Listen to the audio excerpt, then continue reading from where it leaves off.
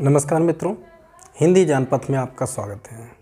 मित्रों, हम समय समय पर हिंदी वर्णों के उच्चारण से संबंधित वीडियो लेकर आपके सामने प्रस्तुत होते हैं। इसी श्रृंखला में हमारी आज की वीडियो का विषय है अनुस्वार और अनुनासिक, इनके उच्चारण एवं प्रयोग। मित्रों, अनुस्वार और अनुनासिक ये स्वतंत्र ध्वनियाँ नहीं हैं। इनका उच्चारण अन्य वर्णों के साथ ही होता है और जिन वर्णों के साथ इनका उच्चारण होता है ये उन वर्णों की ध्वनियों को भी परिवर्तित करती हैं। इसीलिए इनका लेखन भी स्वतंत्र ना होकर अन्य वर्णों के आश्रय में ही होता है। अनुस्वार क्या है? अनुस्वार, जैसा कि हम सभी जानते हैं कि अनुस्वार शिरोरेखा के ऊपर एक बिंदु, इसे बिंदु भी कहते हैं, बिंदी भी कहते हैं, आप जो भी कहते हो, एक बिंदु के रूप में, शिरोरेखा के ऊपर एक बिंदु के रूप में इसका प्रयोग होता है। अनुस्वार का उच्चारण स्थान क्या है? अनुस्वार का उच्चारण स्थान नासिका है, नासिकानुस्वारस्य। अब मुख्य बात ये आती है कि इसका उच्चारण वास्तव में क्या है, उच्चारण क्या होना चाहिए। देखिए, इसके उच्चारण में प्रत्येक पंचम वर्ण, ये पंचम वर्ण, प्रत्येक वर्ग के वर्गीय व्यंजन हमारे जो भी हैं, स्पर्श व्यंजन जो भी हैं, इनके प्रत्येक वर्ग के पंचम वर्ण ही अनुस्वार के उच्चारण हैं। अब यहाँ प्रश्न ये उठता है कि अनुस्वार एक है और इसके उच्चारण 5 वर्ण हैं, 5 पंचम वर्ण हैं, तो फिर हम कैसे जानें कि कहाँ पर अनुस्वार का उच्चारण क्या हुआ है? इसका मित्रों एक नियम है। हालांकि हम और आप जो भी बोलते हैं, बोलते ठीक हैं, क्योंकि गलत बोल ही नहीं सकते। क्यों नहीं बोल सकते, हम आगे ये भी बताएंगे आपको। हम चाहकर भी गलत नहीं बोल सकते, यही तो हमारी हिंदी की विशेषता है। हमारी हिंदी में हर वर्ण, हर व्यवस्था एक वैज्ञानिक रूप से व्यवस्थित है। हम अनुस्वार का उच्चारण प्रत्येक वर्ण के रूप में कैसे करते हैं, पंचम वर्ण के रूप में। देखिए, यदि अनुस्वार के बाद कोई वर्ण है, अनुस्वार का उच्चारण उस वर्ण के ही पंचम वर्ण के रूप में हम करते हैं। यदि हम उच्चारण करके ठीक से देखेंगे तो हमको ये याद करने की आवश्यकता नहीं पड़ेगी, बस हमको समझने की आवश्यकता है। जैसे मान लीजिए हमने अंक बोला, अंक शब्द बोला, अंक, पंक, अंक या पंक शब्द में अनुस्वार के बाद क वर्ण है, तो अनुस्वार का उच्चारण हमने क के पंचम वर्ण के रूप में किया, ङ के रूप में किया, अंक। आपको ध्यान होगा कि हमारी प्राचीन लिपि में, हमारी प्राचीन लेखन व्यवस्था में हम अंक शब्द को ऐसे लिखते थे। प्राचीन पुस्तकें, पुरानी पुस्तकें जो भी उठाकर देखेंगे, आप देखेंगे कि आपको अंक इस तरह से लिखा हुआ देखेंगे, आप गंगा शब्द इस तरह से लिखा हुआ देखेंगे। हिंदी सुधार कहिए या मानकीकरण कहिए, या फिर कहिए कि हिंदी का सरलीकरण रूप के कारण हमने इन सभी पंचम वर्णों को केवल अनुस्वार का रूप दे दिया है, इसलिए हम ऐसा लिखा हुआ देखते हैं। देखिए, अनुस्वार के बाद, यहाँ अनुस्वार के बाद का है, तो इसकी ध्वनि, जब हम अंक बोलेंगे तो इसकी ध्वनि ङ की ध्वनि ही निकल रही है। अच्छा, हम अगर अगला उदाहरण लेते हैं, ख, पंख शब्द है, पंख, अंक, पंख। देखिए, समान ध्वनियाँ निकल रही हैं, आ के बाद और का से पहले ङ की आवाज़ निकल रही है, यहाँ भी पा के बाद और खा से पहले ङ की आवाज़ निकल रही है। पंख, ख वर्ग, ख जो है वो कवर्ग का पंचम वर्ण है। कवर्ग, कवर्ग मतलब क ख ग घ ङ। एक वर्ग में 5 वर्ण होते हैं। ख जो है वो कवर्ग का पंचम वर्ण है और ख कवर्ग का वर्ण है और इसका पंचम वर्ण ङ है। तो यहाँ पर पंख, यहाँ पर अनुस्वार की ध्वनि, ये ङ की ध्वनि आ रही है, पंख।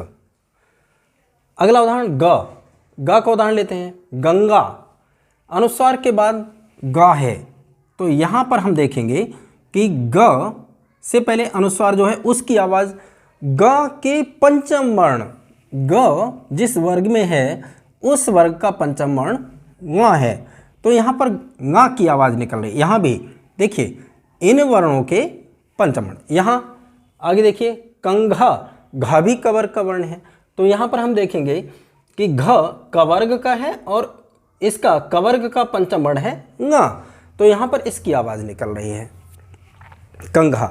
अब देखिए अगला हम उदाहरण देते हैं। जैसे मान लीजिए इसके अंक की जगह अगर च होता, का की जगह अगर च होता, तो जैसे मान लीजिए अनुस्वार के बाद चा है, चा का उदाहरण लिया है। चंचल, अंग चन, अंग चन, देखिए उच्चारण बदल गया। चंचल, चंचल नहीं है, चंचल, चंचल, यानी इसकी आवाज़ निकल रही है, ञा की आवाज़ निकल रही है। यहाँ ङ की आवाज़ निकल रही थी, यहाँ पर ञा की आवाज़ निकल रही है। ङ ञा, ङ ञा। इन दोनों के उच्चारण वास्तव में क्या है ये हमने पिछली वीडियो में स्पष्ट कर रखा है। ङ ञ, चंचल। अब हमने अनुस्वार के बाद अगला उदाहरण लिया, अनुस्वार के बाद छ है, तो छ च वर्ग का है और च वर्ग का पंचम वर्ण न है, तो इसकी ध्वनि स्वतः ही न निकल रही है, पंछी।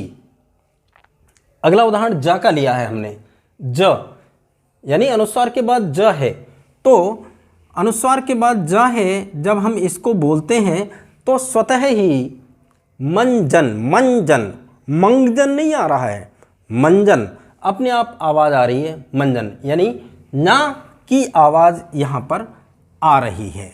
देखिए अगला उदाहरण लिया हमने झ, अनुस्वार के बाद झ है, झ, तो झ चवर्ग का है, तो यहाँ पर आप देखेंगे चवर्ग का पंचम वर्ण है न, और ये आवाज़ निकल रही है, हमारी ध्वनि उच्चरित हो रही है ना, झंझट।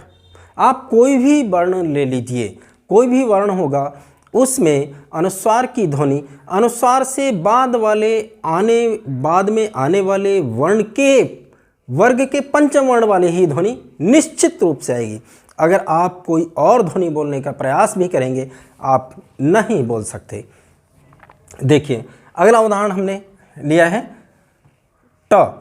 देखिए ट है, टा के पहले अनुस्वार का देखिए ना की आवाज़ आ रही, कंटक, कंटक, कंटक, कंठ। अब ठा के पहले है, देखिए ठा वर्ग जिस वर्ग में है उसका पंचम वर्ण न है, तो कंठ।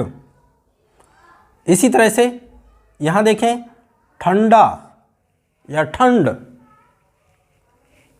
इसी तरह से अगले वर्ग पर हम पहुँचते हैं, जैसे ये दंत है, दंत, त, दंत में अनुस्वार के बाद हमारा वर्ण आ रहा है त, तो त जिस वर्ग का है, त वर्ग का ही है, त जिस वर्ग का है उसके पंचम वर्ण की ही ध्वनि निकलेगी। हम अगर यहाँ पर ण, न या ङ की ध्वनि निकालने की कोशिश करें तो निकाल ही नहीं पाएंगे। इतनी वैज्ञानिक और व्यवस्थित वर्णमाला है हमारी और इसकी ध्वनियाँ। तो दंत, हम दंत बोलना चाहें, दंत नहीं, इतना आसानी से हम नहीं बोल सकते, या दंत या दंत नहीं बोल सकते, स्पष्ट नहीं होगा। तो त का पंचम वर्ण ही, त का पंचम वर्ण ना है, तो हम आसानी से पंचम वर्ण यानी न की ध्वनि ही निकाल सकते हैं। हम अगर चाहें, पंचम वर्ण माँ है, माँ की आवाज़ निकालनी चाहे, अब जैसे मान लीजिए यहाँ ये देखिए, जैसे द है, द के ऊपर अनुस्वार लगाकर आप देखिए, आप इसको बोलेंगे, क्या बोलेंगे, दंभ, दंभ। यहाँ पर माँ की आवाज़ निकल रही है, दंभ, माँ की आवाज़ निकल रही है। माँ की आवाज़ क्यों निकल रही है? क्योंकि अनुस्वार के बाद भा है और भा पवर्ग का वर्ण है, पवर्ग में आता है, तो भा जिस वर्ग में है उसके पंचम वर्ण की ही ध्वनि यहाँ पर निकलेगी, दंभ। अगर यहाँ ता होता तो ना की आवाज़ निकलती, दंत। इस तरह से हम उसको अगर चाहें तो भी जानबूझकर हम इसको नहीं उच्चारित कर सकते। अगला देखिए, पंथ, था है, था से पहले अनुस्वार है, तो अनुस्वार को जब हम ये पंथ शब्द को बोलेंगे तो ना की ध्वनि ही निकल रही है, ना की ध्वनि। इस तरह से अगला उदाहरण लिया है, द से पहले देखिए अनुस्वार है, तो यहाँ पर द जिस वर्ग का है उसका पंचम वर्ण न है, और इस तरह से यहाँ पर भी ना की ही ध्वनि आ रही है। अगला उदाहरण हमने धा का लिया है, और इस तरह से ये गंधक, धा का पंचम वर्ण भी ना है, इसलिए यहाँ पर धा की न की ध्वनि निकल रही है। अगला देखिए, अगले पा से पहले है अनुस्वार, यानी अनुस्वार के बाद पा है, तो प का पंचम वर्ण, प वर्ग का पंचम वर्ण मा है, यहाँ पर अनुस्वार की ध्वनि माँ ही निकलेगी। चंपा, चंपक, अभी उदाहरण बताया था दंभ, यही निकलेगी। अब अगर हम यहाँ चंपा की जगह चनपा अगर बोलना चाहें, आप बोलकर देखिए, तो हम इतना आसानी से सुखपूर्वक नहीं बोल सकते और हमारे मुंह से माँ की ध्वनि ही निकलेगी। जबकि देखिए सब जगह अनुस्वार है लगा हुआ, लेकिन सभी में अनुस्वार की ध्वनि बदल रही है। अंक, यहाँ ङा की आवाज़ आई, यहाँ पर ना की आवाज़ आई। चंचल, यहाँ कंटक णा की आवाज़ आई, यहाँ पर दंत ना की आवाज़ आई, और यहाँ पर चंपा या चंपक शब्द में म की ध्वनि आ रही है।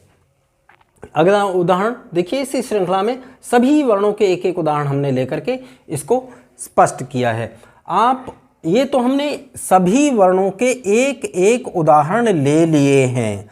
आप पूरी हिंदी में कहीं भी देखिए तो आप यही पाएंगे कि ये ध्वनि, आप भले ही वहाँ अनुस्वार लगा हुआ है, लेकिन जब आप उसको पढ़ेंगे, उसका उच्चारण करेंगे, तो आप पाएंगे कि अनुस्वार की ध्वनि वही आ रही है जो उस वर्ण के पहले, जिस वर्ण के पहले अनुस्वार है लगा हुआ, उसके पंचम वर्ण वाली ध्वनि ही आएगी। आप चाहकर भी किसी दूसरी ध्वनि का उच्चारण नहीं कर सकते।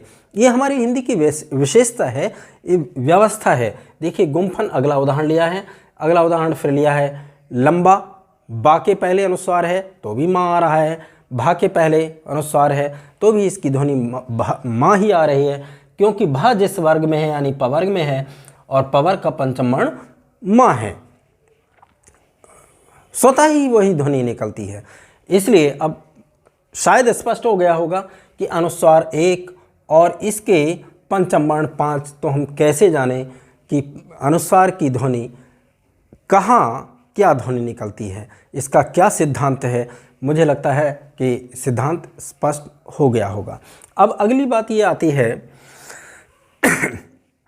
कि अब जैसे ये तो वर्गीय व्यंजन है, तो यहाँ पर इनके पंचम वर्ण हैं, लेकिन जैसे अंतस्थ वर्ण है या ऊष्म वर्ण है या फिर संयुक्त व्यंजन है, इनमें इनका तो पंचम वर्ण कोई है ही नहीं, तो यहाँ कौन सी आएगी? बड़ी सीधी सी बात है, ये हमने एक सरलता के रूप में पंचम वर्ण करके आपको बता दिया। इसका जो सैद्धांतिक पक्ष है वो ये है कि अनुस्वार जिस वर्ण से पहले प्रयुक्त हो, उस वर्ण का जो उच्चारण स्थान होगा, उस उच्चारण स्थान से उच्चरित होने वाला पंचम वर्ण ही उसका उच्चारण होगा, उसकी ध्वनि होगी। मतलब कहने का मतलब ये है, आप सरल शब्दों में फिर समझिए कि य र ल व श श स ह ह। अब ये आप देखेंगे कि जैसे य है, य जिस उच्चारण स्थान से उच्चरित होता है, नाम तालु, तालु से उच्चरित होता है, यह तालु से उच्चरित होता है। और तालु से कौन सा पंचम वर्ण उच्चरित होता है? न। न पंचम वर्ण तालु से उच्चरित होता है, यह तालु से उच्चरित होता है।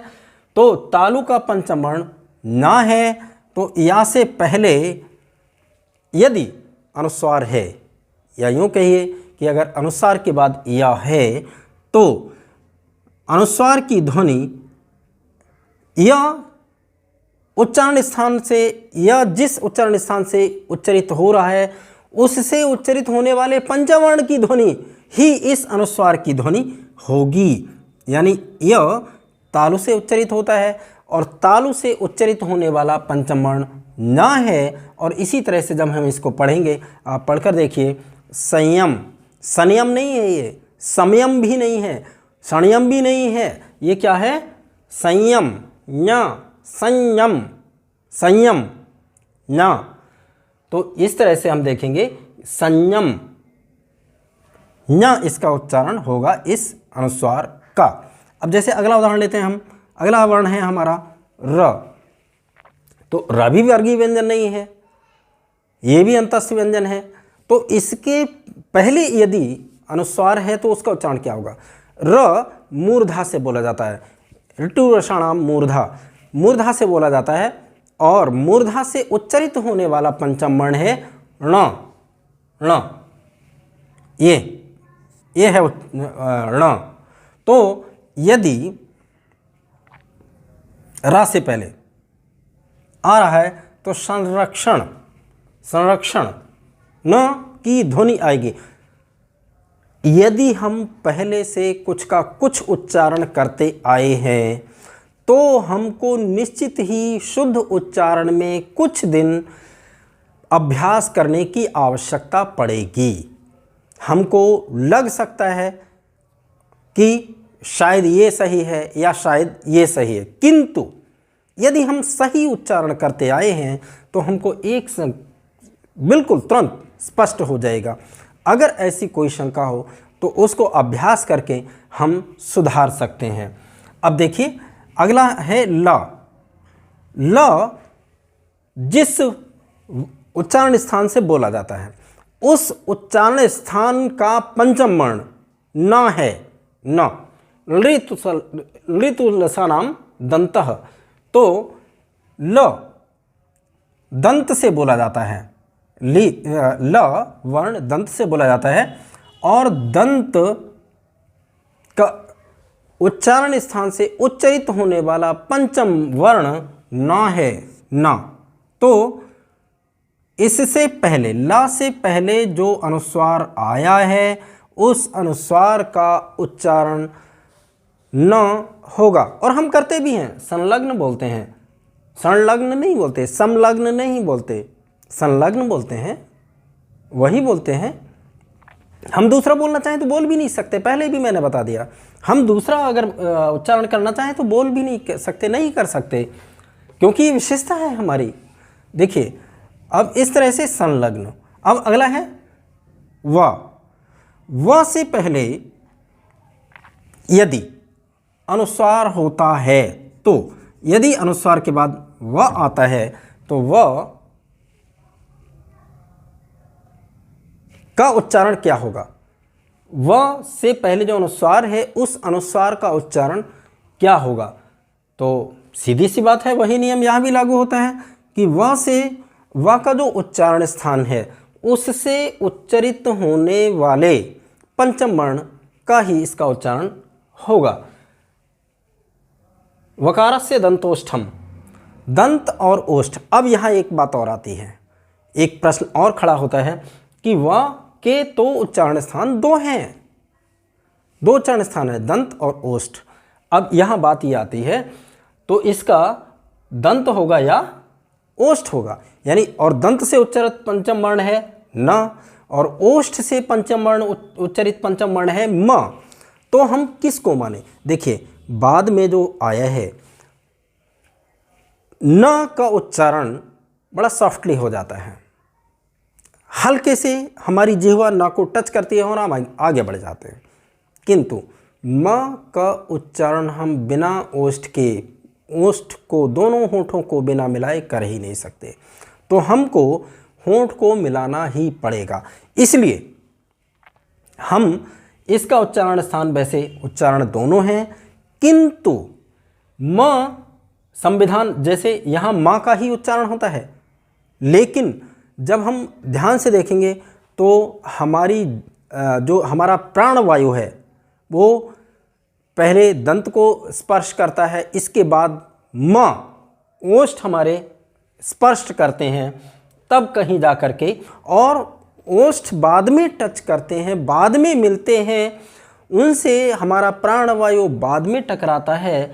इसलिए हमको हमारे मुख से उच्चारण में म अधिक स्पष्ट सुनाई देता है। वैसे इसके उच्चारण स्थान दोनों हैं, बिल्कुल सत्य है, किंतु इसी कारण से म स्पष्ट उच्चारित होता। अच्छा एक चीज़ यहाँ और है ध्यान देने की, जैसे ये वाह है, जब हम संविधान बोलते हैं तो कई बार संविधान भी बोलते हुए सुने हैं हम लोगों ने।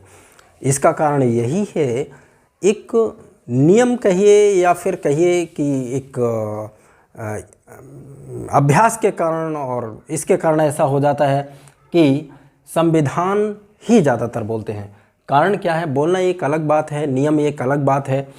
अब इसीलिए क्योंकि यहाँ पर अनुस्वार का उच्चारण स्थान म है, म ओष्ठ है, और ओष्ठ होने के कारण यहाँ का दंतोष्ठ दोनों हैं, वा का दंतोष्ठ दोनों हैं, तो ओष्ठ बाद में होने के कारण, और इधर इसमें भी ओष्ठ आ गया है, इसलिए वा की जगह हमारे मुख से ब निकल जाता है, हमारे मतलब जनसामान्य के ब निकल जाता है, इसलिए ऐसा हो जाता है।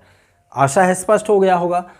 और अगला देखिए, अगला हम लेते हैं ऊष्म व्यंजन। ऊष्म व्यंजन में जैसे श है, अब इसमें श तालु से बोला जाता है, तालु से बोला जाता है श, तो और तालु से बोला जाने वाला पंचम वर्ण ना है, ना तालु से बोला जाता है। तो यदि अनुस्वार के बाद यदि तालव्य वर्ण आया है तो निश्चित ही अनुस्वार का उच्चारण तालु ही होगा, न ही होगा। अंश, इसीलिए हम अंश बोलते हैं, अंश नहीं बोलते या अंश नहीं बोलते, अंश ही निकलता है हमारे मुख से। अगला वर्ण है हमारा इसी तरह से कंस और संहार, हम इसको श है, श, इसका भी हम कहीं भी कैसा भी, जो जहाँ भी ऐसा उदाहरण पाएंगे कि अनुस्वार के बाद श, मूर्धन्य श के अगर प्रयोग है तो वहाँ भी अनुस्वार का उच्चारण मूर्धा ही होगा, यानी मूर्धन्य यानी न का उच्चारण आएगा। अगला हमारा स है, कंस, स का उच्चारण स्थान दंत है, और दंत से उच्चारित होने वाला पंचम वर्ण ना है, तो इसीलिए हम इसको कंस का उच्चारण कर, कंस ना का उच्चारण आ रहा है, ना की ध्वनि आ रही है। इसी तरह से संहार, संहार, संहार नहीं बोलते इसको, संहार नहीं है, अगर संहार बोलते हैं जो गलत बोलते हैं, संहार। और कई बार इसी तरह से, क्योंकि हा और घा ये जब इसका विषय आएगा तब बताएंगे, ये उच्चारण प्रयत्न से मिलते जुलते हैं, इसीलिए कई लोग संहार भी बोलते हैं, यानी हा को घा भी बोल देते हैं, लेकिन संहार सटीक इसका उच्चारण है संहार। यानी हा जो है वो कंठ से बोला जाता है, और कंठ से उच्चारित पंचम वर्ण ङा है, तो इसीलिए यहाँ संहार बोलते हैं, संहार या संहार नहीं बोलते, संहार सही उच्चारण है, संहार। तो इस तरह से ये स्पष्ट होता है। अच्छा, आगे हम देखते हैं कि अब संयुक्त व्यंजन आते हैं। तो संयुक्त व्यंजन बड़ी सीधी सी बात है कि जो संयुक्त व्यंजन मतलब एक वर्ण, एक व्यंजन दो व्यंजनों से मिलकर बना है। जैसे क्ष है, क्ष, ये क और श इन दोनों से मिलकर बना है। तो मतलब पहले क आया है और का से पहले अगर, क से पहले अनुस्वार अगर है तो सीधी सी बात है का वर्ग के उच्चारण स्थान से उच्चरित पंचम वर्ण ही इसका उच्चारण होगा। और इसी तरह से हम ये देखिए, अनुस्वार के बाद क है, यहाँ क्ष जो है, क्ष का में क पहले है, इसका मतलब अनुस्वार, इसका अनुस्वार का उच्चारण जो है वो क उच्चरित होता है जिस उच्चारण स्थान से, उस उच्चारण स्थान से उच्चरित होने वाले पंचम वर्ण का ही उच्चारण, इसका उच्चारण होगा इस अनुस्वार का। इस तरह से हम बोलते हैं संक्षिप्त, संक्षिप्त नहीं बोलते, संक्षिप्त, संक्षिप्त, संक्षिप्त, संक्षिप्त। कई लोग संक्षिप्त बोल देते हैं, अलग की बात है। क्या बोल देते हैं ये अलग की बात है, सटीक उच्चारण क्या है ये अलग बात है। संक्षिप्त। अच्छा, मंत्र, अब ये देखिए अनुस्वार वही है। अब यहाँ त्र है ना, त्र, त्र त और रा से मिलकर बना है, त और रा से मिलकर बना है, यानी कि त का पंचम वर्ण, त वर्ग का पंचम वर्ण वही इसका, अर्थात न, ये इसका उच्चारण मंत्र, इसलिए हम मंत्र बोलते हैं, मंत्र नहीं बोलते, मंत्र नहीं है, मंत्र है। इसी तरह से संज्ञा, यहाँ पर देखिए ज और ञा, ज और ञा। अब देखिए यहाँ पर एक बात और ध्यान देने की है। अब बोलने को तो देखिए हर तरह के उच्चारण हम समाज में सुनते हैं, अधिकतर लोग इसको, इस शब्द को संज्ञा बोलते हैं, संज्ञा बोलते हैं। ये मुख सुख के कारण हमारे प्रचलन में आ गया है और हम कुछ भी बोल देते हैं, ये अलग की बात है। किंतु बड़ी सीधी सी बात है कि इस वर्ण में ज और ञ ये दो वर्ण हैं, और जब ये दो वर्ण हैं तो ज जिस वर्ग से उच्चरित होता है, जिस उच्चारण स्थान से उच्चरित होता है, यानी ज जो है वो तालु से उच्चरित होता है और तालु से ना है पंचम वर्ण।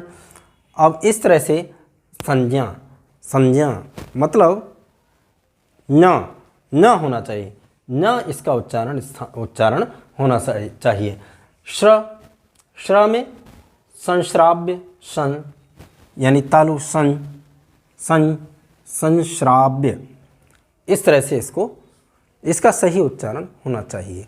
अब यहाँ मुझे आशा है कि ये चीज़ें स्पष्ट हो गई होंगी। यदि कहीं ऐसा लगे, कहीं अस्पष्टता रह गई है तो कमेंट बॉक्स में आप पूछ सकते हैं, और ज़रूर पूछें, पूछ सकते नहीं बल्कि ज़रूर पूछें।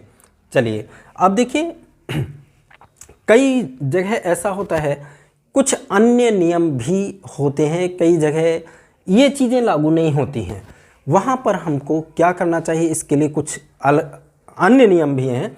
यदि भिन्न नासिक के वर्ण द्वित्व होते हैं, मतलब नासिक के वर्ण का मतलब है, नासिक के वर्ण ये जो पंचम वर्ण है ना, ये नासिक के वर्ण कहलाते हैं। ये पांचों जो पंचम वर्ण हैं अपने अपने वर्ग के पांचवें अक्षर, ये सब नासिक के वर्ण कहलाते हैं, क्योंकि ये नाक से उच्चरित होते हैं, ये नाक से उच्चरित होते हैं, इसलिए इनको नासिक के वर्ण कहते हैं।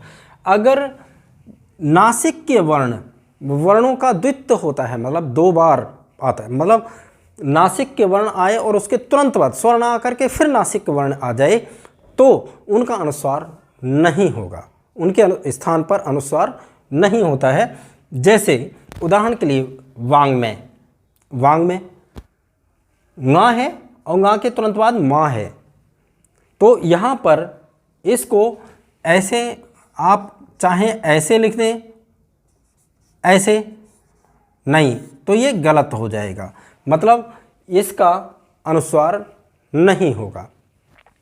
अगर भिन्न नासिक के वर्ण द्वित्व हो रहे हैं तो, जैसे जन्म शब्द है, जन्म को आप ऐसे लिखना चाहें, ऐसे लिखना चाहें, नहीं तो ये गलत हो जाएगा, क्योंकि ये नियम है कि अगर दो नासिक के वर्ण एक साथ आ रहे हैं तो उनका अनुस्वार नहीं होगा, इसलिए ये अपने पूर्ण रूप में ही लिखे जाएंगे। अच्छा, एक चीज़ और है कि अगर भिन्न नासिक के वर्ण नहीं, समान नासिक के वर्ण भी अगर आ रहे हैं तो, समान नासिक के वर्ण भी अगर आ रहे हैं तो अनुस्वार नहीं होगा। जैसे उदाहरण के लिए देखिए, समान नासिक के वर्ण द्वित्व होने पर अनुस्वार का प्रयोग नहीं होता है। जैसे अन्न, अन्न शब्द है, अन्न, अन्न, न का द्वित्व हुआ है, न दो बार आया है, इसलिए यहाँ पर अनुस्वार नहीं हुआ है। सम्मेलन में म दो बार आया है, द्वित्व हुआ है, एक ही वर्ण, समान नासिक के वर्ण आए हैं, अनुस्वार नहीं होगा। भिन्न शब्द है, इस तरह के जो भी शब्द हैं, हमने दो दो तीन तीन चार चार उदाहरण ले लिए हैं, बाकी जितने भी शब्द हैं अगर इससे इतर कुछ मिलता है तो समझ लीजिए वो अशुद्ध है, ये नियम है। अगला देखिए, य व ह से पूर्व पंचम वर्ण का अनुस्वार नहीं होता। य व ह से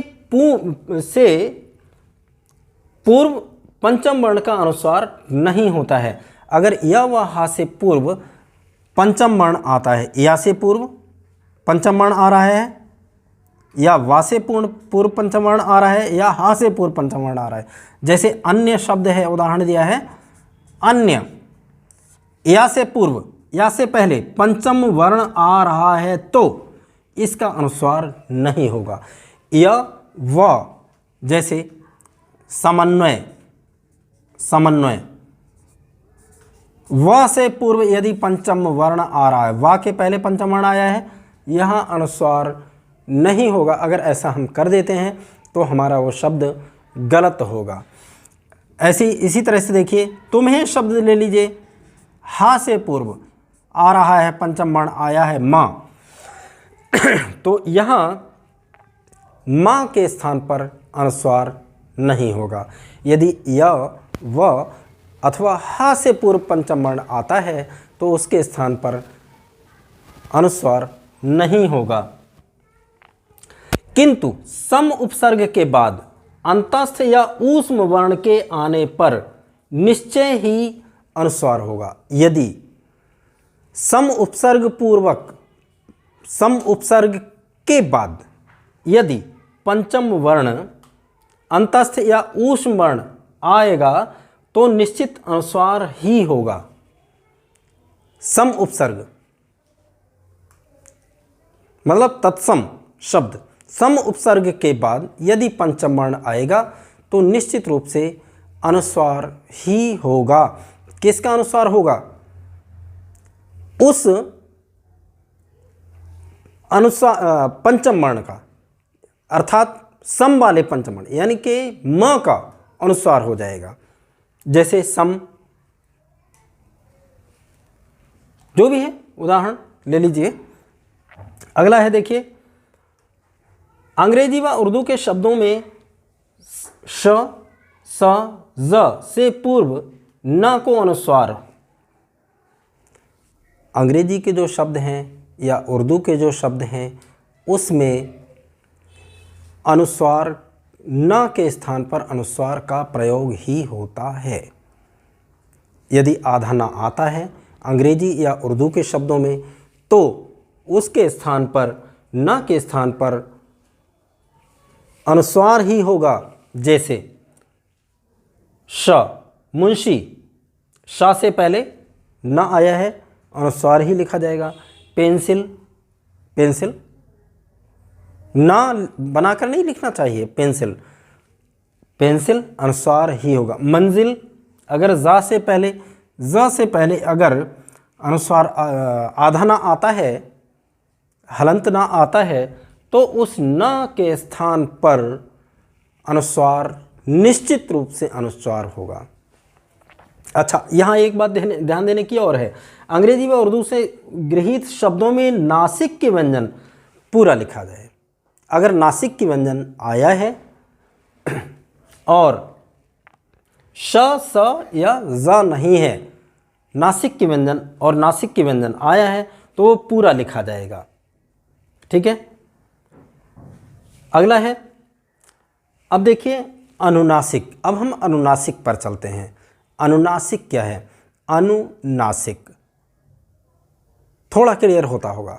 अनुनासिक, अनु उपसर्ग है, नासिक मतलब नासिका, जो नासिका के साथ में बोले जाते हैं, नासिका के साथ में बोले जाते हैं वर्ण, उन वर्णों को अनुनासिक कहते हैं।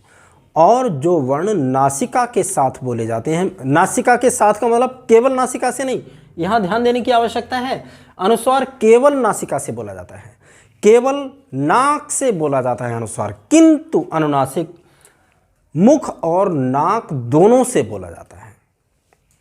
जो वर्ण मुख और नासिका दोनों उच्चारण स्थानों से बोले जाते हैं वे अनुनासिक कहलाते हैं। और ऐसे वर्णों को स्पष्ट करने के लिए, चिन्हित करने के लिए एक चिन्ह बनाया है, एक चिन्ह निर्धारित किया गया है, उसको अनुनासिक कहते हैं या चंद्रबिंदु भी कहते हैं। सामान्य भाषा में हम चंद्रबिंदु शब्द का प्रयोग इसके लिए करते हैं। और अनुनासिक का उच्चारण स्थान नासिका है और मुख है, मुख नासिका वचनों ने नासिका। अब यहाँ पर देखिए, अच्छा एक बात और भी है कि अनुनासिक जो है कई स्थानों पर ऐसा देखा जाता है कि अनुनासिक के स्थान पर अनुस्वार का प्रयोग भी किया जाता है। अनुनासिक के स्थान पर अनुस्वार का प्रयोग भी किया जाता है। जैसे उदाहरण के लिए, अब इसको साफ कर देते हैं।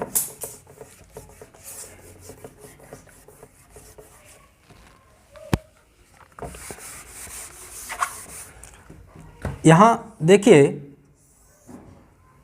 जैसे उदाहरण के लिए नहीं शब्द है, नहीं, नहीं, नहीं बोलकर देखें, इसमें अनुस्वार नहीं आ रहा है, अनुनासिक आ रहा है, किंतु यहाँ होता यह शिरोरेखा के ऊपर वाली जो मात्राएं हैं, यदि वहाँ पर अनुस्वार का प्रयोग हो रहा है तो उस अनुनासिक का प्रयोग हो रहा है तो अनुनासिक को अनुस्वार के रूप में लिख देते हैं।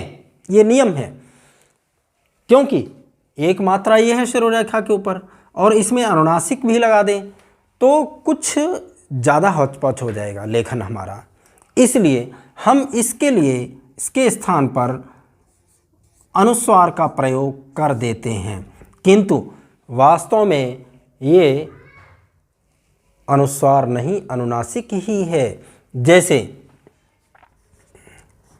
गेंद, गेंद है, अगर हम ऐसा लिखेंगे ये वास्तव में तो गेंद कहलाएगा, गेंद, ये तो गेंद कहलाएगा, क्योंकि नाका आ रहा है ना उच्चारण, दा से पहले नाका उच्चारण आएगा अनुस्वार में, किंतु ये गेंद नहीं है, ये गेंद ही है। कारण यही है, यहाँ पर अनुनासिक था, किंतु इसको लेखन सुगमता के कारण प्रचलन में हम